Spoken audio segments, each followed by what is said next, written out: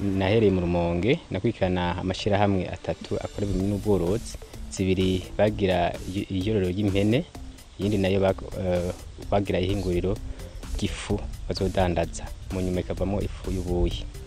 Rero mu ncamake amashirahamwe twarakurikiranye mu ntango hama gushika tubone ko ashitse ahantu. Mvuyeyo naciye nza ngaho Nyanzarake, naho nyene naje kwana nico gikorwa, naho nyene amashirahamwe atatu, abiri akora ivy'impene n'imwe yorora ingurube. Turavye rero ivyo abo banyeshirahamwe bari bakeneye ahanini baragomba kuronda ingene bo kwiteza imbere, mugabo bakabura ingene babigenza. Ni naco gituma amashirahamwe ya BBN Spark abifashijemo na PNUD yaciye arabafasha mu bintu byo kwiga kuba inyigisho zijeje gutunganya amashirahamwe. Biciye muri izo nyigisho barashoboye kubona neza imigambi yabo yuko itera imbere. Ni naco gituma twebwe twaciye tubafasha kugira ngo tushobore kwereka neza, tubakurikirane ku munsi ku munsi kugira ngo bashobore gushika ku ntambwe iboneka. Turavye aho bigeze amashirahamwe yakwikanye inyigisho, ubunye barashobora bonyene gukwikana amashirahamwe yabo, twebwe tukagenda turaba yuko babikoze. Twebwe rero muri make mu kuyumvira kuja muri koperative ubwa mbere nkino bishi utunzwe n'uburimyi n'ubworozi, twaragiye mu bintu vyo gukora mu ibarabara, bacatanga batubwira ko tuziganiriza umuntu aje ahembwa makenya ukorera bitatu wahembwa bibiri hagasigara y'igihumbi. Ayo rero yasigara yo baduhereye rimwe rushoshima ushinga agashirame gatonya. Mu nyuma rero yamaze kuzaduha inyigisho dusanga dushima kuja mu bworozi bw'impene, nkuko twagikora tugura impene imwe mu isoko tugurisha, tubona ko turose umutahe byo bavyiza cyane. Cyare twifatikanya n'abandi kurankura impene turorora, umva kugera ubu rero turorora turi ngaho dufise impene, turafise impene 50 mu ishiramo ryacu n'ivyizana. Ni impene tugurira ku rugero rw'ibiro nka 10 na 15 tukazidandariza ku biro 30-25. Urumva impene irashobora kugihumbi 10-15. Turazoroyere mu buryo bwa kijambere, turazikaburira tukaziha amatoruto, sondori n'ubwatsi. Cyatwe twiyumvira umugambi bwa mbere bwo twari dukenye cyane, twiyumvira umugambi muto ushoboka twoshobora twebwe nyene turavye n'uburyo dufise. Cha tubona yuko ari ingurube, hamache turaja hamwe turagura ingurube turayorora. Tumaze kuyorora yaragira vyara umugabo bija bivanye n'ubukene, cyo turadandaza. Niho mu nyuma twaje turonka abadufata mu mugongo, turabereka uwo mugambi wacu twari twatanguje kandi twari twawushimye bivanye n'ingene wunguka, kuko ingurube ivyara kabiri mu mwaka kandi vyaye buke vyara butanu kuduga. Umva vyaye kabiri mu mwaka, izo ngurube ziba ari nyinshi, hama bwa bukene aragahuzu canke ikaye y'umwana ugashobora kubironka bitakugoye canke utayikuguranya undi muntu.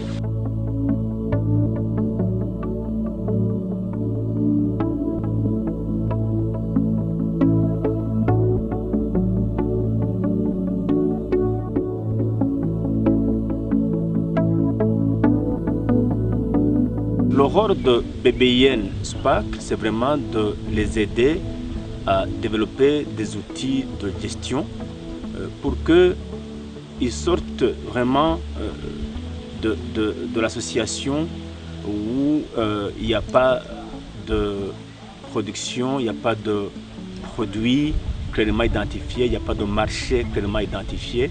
Maintenant, on veut les aider à vraiment travailler pour le marché, à quitter la subsistance pour produire, pour le marché et pour la rentabilité. Ahanini twatanze inyigisho zitatu. Inyigisho ya mbere n'ivyerekeye ingene batunganya imigambi yabo, turabaha n'izindi nyigisho zerekeye ingene bojera amashirahamwe yabo. Ahanini murazi yuko ishirahamwe rigitangura biba bigoye, abantu baba bakeneye inyigisho, baba bakeneye kumenya ingene baza barandika ivyinjira ibisohoka, bakamenya ingene ishirahamwe ryabo ryifashe ku munsi ku munsi. Iyindi nyigisho twabahaye niyerekeye plan financier na distribution des dividendes. Muri plan financier ahanini bararavye ingene bashobora kumenya ivyinjiye n'ivyasohotse kugira ngo bamenye ivyo bakoresheje umugambi wabo nuko biriko birunguka. Kandi bari basanzwe bafise ikibazo c'ukungene niyo ishirahamwe ryabo ryunguka ingene bazoshobora kugabura inyungu twararabiye hamwe turabereka ingene bivanye nuko harimo abo usanga batatanze amahera angana ingene bazogabura niyo baramuka bungutse. Icyambere twabonye iyo urimye wenyene ukari mu tuntu dukeya urashobora kudusesagura ugasanga uciye udushora tutaranaduza nibe cyangwa rufise na dukeya ugasanga urabuze naho bigurishiriza. Mugabo ko muba mugiye hamwe muri benshi mugaca muri ibintu byinshi bituma muca murondera isoko mugaca mugurisha amafaranga menshi ko aba ari ibintu byinshi. Uburyo batwigishijemwo ntabwo twari tumenyereye kubona. Ni uburyo bwo uwize avyumva utize akavyumva kuko twigiye kuri tele twashira mu ngiro. Ntabyo kuvuga ngo twige ngo andika ngo rubigira kuriya. Twiboneye agahombo ukuntu kinjira amaso mu yandi twabonye ukuntu umuntu yunguka no kuvuga reje no saba ahubwo mvuga ni muzobandanye mwigisha abantu benshi nk'ubwo buryo niho umuntu yumva cyane kubera abayizi vyabona rege umuntu akubwiye ngo urokwandika birogenda ko hari gihe ugeze mu kwandika bidakunda.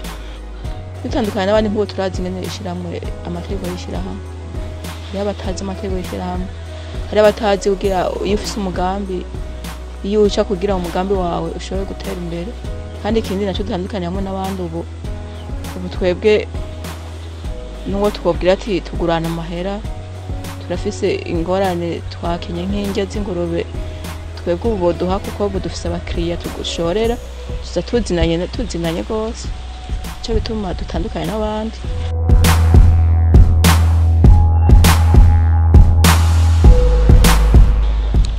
No hanura abantu bakenagira koperative bwa mbere no kwanza kurondera abantu bizeranye mukabanza gushira ingufu hamwe nawe mu kwiza 50 birashobora cyangwa 10 mu rugura ko mu gihangiro gico mu mashirako kumbure bavuza amashirahamwe kuba mamumvikana muca muja amashirahamwe bamaze kubona aho mugejeje ntambwe nkuko twari twabikoze barabafasha mukaja muhera ko mukabandanya kandi umaze kuja mishirahamwe nta bindi bintu wokora vyawe nyene. Impanuro twobaha nuko bokwegera abantu bavyigiye bakabereka ingene bashobora korora izo mpene kugira ngo zibeho neza kuko impene itegezwa kubaho neza mugabo utaronse umuntu abikwigisha ntubimenya. Impanuro no abandi nuko boja hamwe n'abandi kuko tutarajyamo n'abandi nta nakimwe twari tuzi ibintu twagiye kubimenya kuko tugiye hamwe n'abandi kandi tugashira ingufu hamwe kuko ukuboko kumwe ntigushobora kwigira imigambi cyangwa umutwe umwe kandi ubu turabona mu minsi nubwo umuntu yogira ikibazo arafise ingene yocifasha kuko nk'ababa mu bigwati bahungutse nk'ubu barafise akazi bakora baravuga kwahira bagahanahana iminsi yo kwahira izo ngurube no kuzikurikirana ubu barafise akazi kawe bigwa bicaye tubwe turavye aho twavuye ahubwo twifuza ko mu minsi tuba turi abantu bakomeye rwose tuba dufise ibyo twiyunguruza ko tuba dufise amahinguriro ahingura inyama canke isosiso tuba dufise kandi abandi bantu natwe twaramuye bafise ingurube nka twebwe. Mu byifuzo dufise nuko tugiye gushinga aho tuzodandariza imisoso y'inyama no kurondera ahantu tuzoshira imiti tuzoja turigurira twebwe nyene mu mashirahamwe yacu imiti yo kuvura ibyo bitungwa mbere wanashaka n'abandi bo hirya mu mihana mu micungara baze bagure iyo miti iwacu ku giciro kizimbutse. Tukifuza yuko abagira neza badufashije haba PNID canke BBN Spark bo turonderera inyigisho zo gukarisha ubwenge nka kurya twavuye ngaha tukagenda kunonosora ugene borora ingozi mu vyegwa bakaturonderera n'ahandi hoba hariho akarusho gusumba mu byerekeye ibi byo korora impene ingurube mbere bakatwigisha n'izindi nyigisho zerekeye ukugene tworondera amasoko y'ibidandazwa by'iwacu na cyane cyane inyama.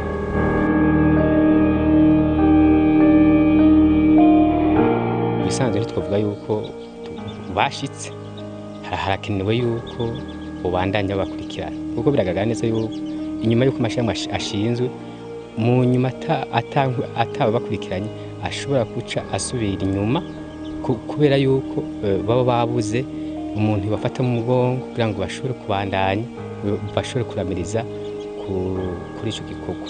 Nimvira bafise ikibazo cyane naba bonga himunzi borora impene kuko niba tubona bafise impene nyinshi zigwaye bisa yuko kiri umuntu atezwa kwama ari hafi yabo kugira ngo bakurikirane ibyo bitungwa byabo n'ukungene bashobora kwivuza bikenewe.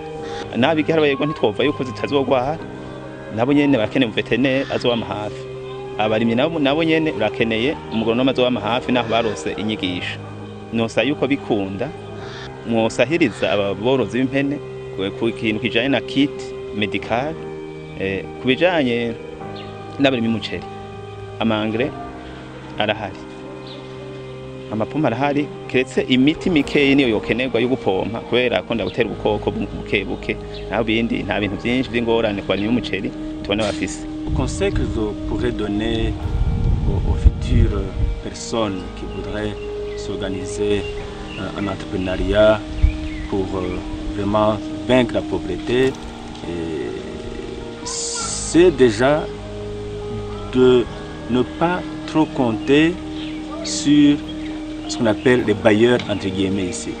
Parce qu'il faut qu'ils contribuent eux-mêmes, qu'ils investissent eux-mêmes de l'argent, du temps, du terrain, en tout cas des apports significatifs, parce qu'on ne peut pas tout le temps compter sur l'argent qui vient d'ailleurs. C'est de votre propre effort que vous pouvez réussir, que vous pouvez vous développer. Si un appui il y a, très bien, c'est possible, mais il faut l'utiliser à bon escient pour ne pas à chaque fois compter sur l'argent qui vient de l'extérieur. Alors, pour les bailleurs, ils doivent absolument s'assurer que ces personnes-là amènent leur apport et qu'ils comprennent la notion de pérennité. Il ne faut pas qu'ils se contentent de se distribuer ce qu'ils ont reçu et manger et c'est fini pour la journée. Donc il faut qu'ils s'orientent vers le long terme et c'est possible. C'est ce que nous sommes en train de créer ici, des modèles de développement. À chaque fois, nous nous assurons que ces personnes voient plus loin que leur propre nez. Ce que je voulais dire aux gens qui s'intéressent à s'ingérer dans ce secteur pour appuyer les futurs entrepreneurs, il faut une surveillance rapprochée, à mon avis, comme on le fait maintenant. Bien vrai que c'est un peu plus cher, mais c'est incontournable pour l'instant. Parce qu'on se rend compte à plusieurs reprises que si la qualité est mauvaise de ces gens-là, tout peut tomber à l'eau. Donc c'est ça pour en ce qui concerne les intervenants. Et pour les entrepreneurs qui viendront donc d'ailleurs, qui s'installent dans le pays, je pense que pour eux il est question de vraiment trouver des moyens pour investir un peu, quoi.